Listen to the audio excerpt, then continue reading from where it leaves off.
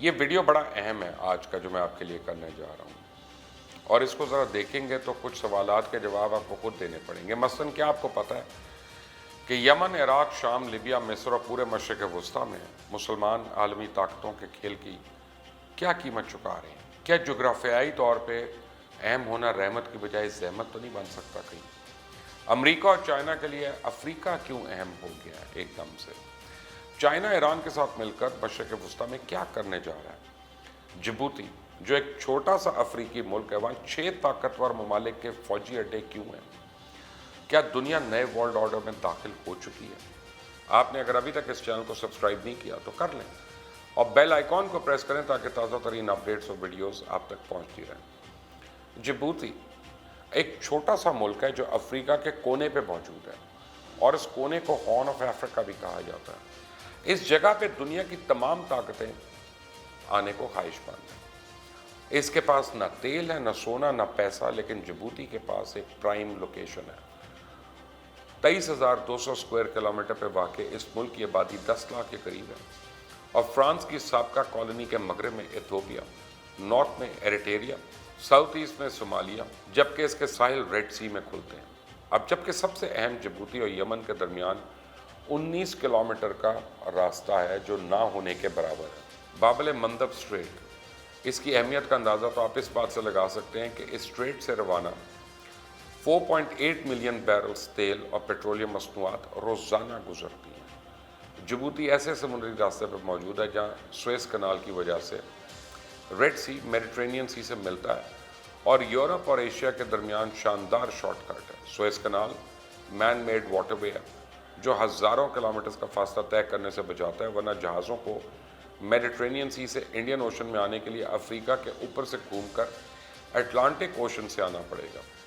اس کی بندرگاہ کو کنٹرول کرنے سے دنیا کی مصروف ترین شپنگ راستے، بحیرہ احمر اور نہر سویس کو بھی کنٹرول کیا جا سکتا ہے۔ یہی وجہ ہے کہ یہاں پہ امریکہ، چائنا، اٹلی، جاپان، اسپین اور فرانس کے فوجی اڈے ہیں، بلکہ بیسز ہیں پورے کے پورے۔ ان سے جبوتی کو سالانہ $300 ملین صرف رینٹ ملتا ہے۔ 1977 تک جبوتی فرانس کی کالونی تھا۔ آزادی کے بعد بھی فرانس وہاں پہ موجود ہے، اور امکان ظاہر کیا جا رہا ہے کہ سعودی عربیہ بھی شاید یہاں پہ اب فوجی اڈا بنا لے۔ جبوتی اپنے آپ کو افریقہ کا دبئی بنانے جا رہا ہے، جہاں $3.5 ارب کی لاگت سے فری ٹریڈ زون بنایا جا رہا ہے، جبکہ چائنا اس میں بڑا سٹیک ہولڈر ہے۔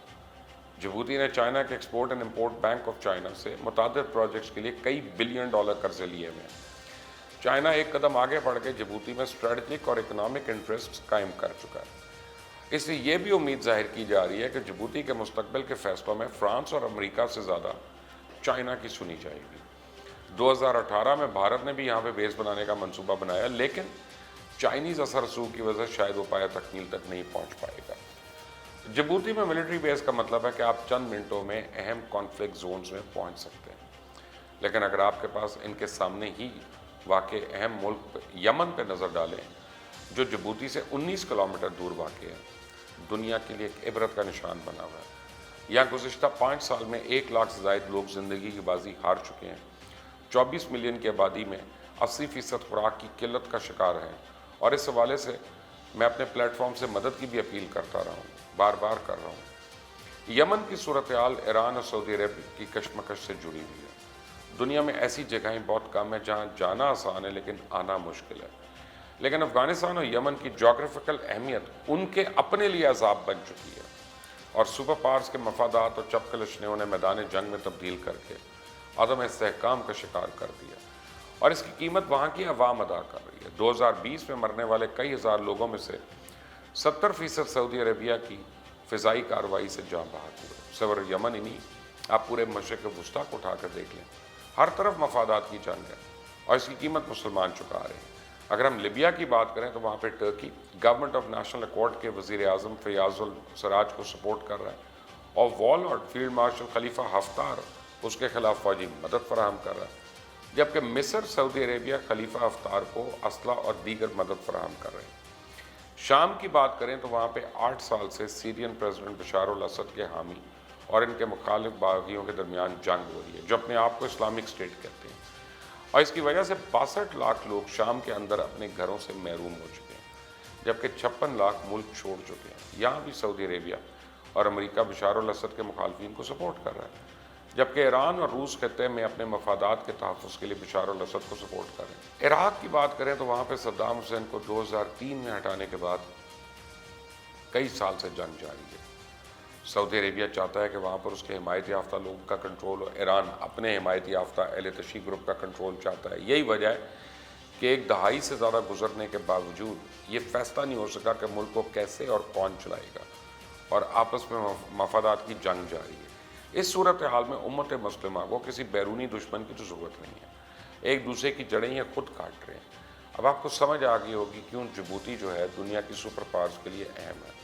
अमरीका मशरिक़ वस्ता और अफ्रीका में, शाम, इराक़, यमन और सोमालिया में अपनी बड़ी और अहम फ़ौजी कार्रवाइयों के लिए जिबूती में कायम अपने अड्डे को इस्तेमाल करता है, जबकि चाइना भी भारत के ख़िलाफ़ अपने नेवल एसेट्स यहीं पर इकट्ठे कर रहा है। बज़ाहिर चाइना इस अड्डे के ज़रिए अफ्रीका और इसके मगरबी इलाकों में अमन के क़याम और इंसानी हमदर्दी की बुनियादों पर किए जाने वाले इक़दाम और बहरी मशक़ें या रेस्क्यू मिशन के लिए भी इस्तेमाल करता है।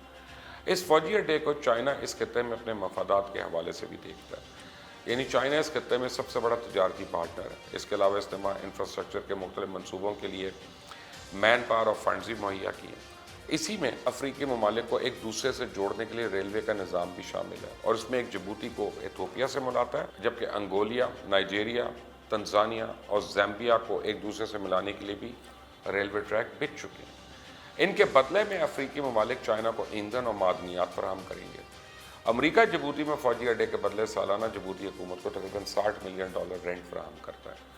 यूरोपीय और दीगर बैनुल-अक़वामी बहरी अफवाज भी हमसाया ममालिक में सोमालिया में कज़ाकी के खिलाफ जंग में बुनियादी तौर पर जिबूती की बंदरगाह को इस्तेमाल कर रही है। मगरबी तज्ज़ियाकारों के मुताबिक चाइना की ग्रेट गेम में एंट्री जिबूती के लिए पुरखतर भी हो सकती है, क्योंकि इस तरह जिबूती को अपने रवायती हलीफ मुल्कों के साथ ताल्लुकात में तब्दीली लाना होगी। चाइना अगले 2 दहाइयों में गवादर और चाबहार जैसी 10 से 15 पोर्ट्स और नेवल बेसिस बनाने का मंसूबा रखता है। श्रीलंका में पहले ही 99 साल के लीज से पोर्ट हासिल कर चुका है, जबकि जिबूती के बाद अगला टारगेट यमन और सोमालिया होंगे। ईरान के साथ शराकत दारी चाइना को पूरे मशरिक़ वस्ता में अमरीका के मुकाबले में अपना असर रसूख बढ़ाने में मदद देगा। चाइना, बांग्लादेश, इंडोनेशिया और म्यांमार इनमें भी पोर्ट्स हासिल करने की कोशिश कर रहा है। इस वक्त दुनिया की आलमी ताकतें ग्रेट गेम का खेल बड़ी शिद्दत से खेल रही हैं, जबकि जिबूती पे जो हॉर्न ऑफ अफ्रीका पर बाकी है इसका सेंटर पॉइंट बना हुआ है। साबिक अमरीकी दफाई मुशीर जॉन बोल्टन का कहना है कि जिबूती में चाइना की सरमायाकारी को यानी डोराले कंटेनर टर्मिनल शिपिंग पोर्ट मिलना अमरीकी मफादात के मुनाफी है। यूरोप, मशरिक़ वस्ता और जनूबी एशिया के माबैन समुद्री तजारत की बड़ी आर्टरीज पर चाइना के होने से ताकत का तवाज़ुन चाइना के हक़ में तब्दील हो रहा है, और जिबूती में अमेरिकन कैंप लेमोनिया इसमें मौजूद हमारे अमरीकी फ़ौजी जवान अमरीकी अवाम की हिफाजत के लिए अपनी कोशिशों में मज़ीद चैलेंजेस का सामना कर सकते हैं। चाइना और रशिया जानबूझकर और जारहाना अंदाज में अमरीका पर कंपैरेटिव एडवांटेज हासिल करने के लिए खित्ते में अमरीकी सरमायाकारी को निशाना बना रहे हैं। अफ्रीका में हम पहले ही चाइना की सियासी, मुआशी और फ़ौजी ताकत हासिल करने की जस्तजू के परेशान कुन असरात देख रहे हैं। Assistant secretary of state for African affairs TIBOR Negi का कहना है कि हमें खित्ते में ममालिक को यकीन दिलवाना होगा कि अमरीका के साथ शमूलियत का मतलब अफ्रीका के लिए ज़्यादा खुशहाली और सलामती होगी। इस वक्त दुनिया की सुपर पावर्स का फोकस वॉर ऑन टेरर से तब्दील होकर स्ट्रेटजिक कंपटीशन की तरफ हो गया। इसका सारा क्रेडिट चाइना को जाता है, जिसने दुनिया के वाहिद सुपर पावर को अपनी सालमियत के बारे में सोचने पर मजबूर कर दिया। पहले अमरीका, एशिया और मशरिक़ वस्ता में ममालिक को दहशतगर्दी के ख़िलाफ़ जंग में इत्तेहाद के लिए मजबूर करता था, लेकिन अब ये इत्तेहाद चाइना और रशिया के मुखालिफ मुआशी और स्ट्रेटजिक इन्फ्लुएंस को रोकने के लिए बनाए जा रहे हैं। एकदम से दुनिया से दहशतगर्दी का नारा ख़त्म हो गया, तालिबान से मुआहदे हो रहे हैं, मुआशी महाजों पर गर्मा गर्मी शुरू हो गई है। बेशक दुनिया एक नए वर्ल्ड ऑर्डर में अब दाखिल हो चुकी है। क्या आप इन तब्दीलियों के लिए तैयार हैं? मुझे ज़रूर बताइएगा, कमेंट्स में अपनी राय दीजिएगा। इस चैनल को सब्सक्राइब करें, बेल आइकॉन को प्रेस करें। अंटिल द नेक्स्ट टाइम, अल्लाह हाफिज़।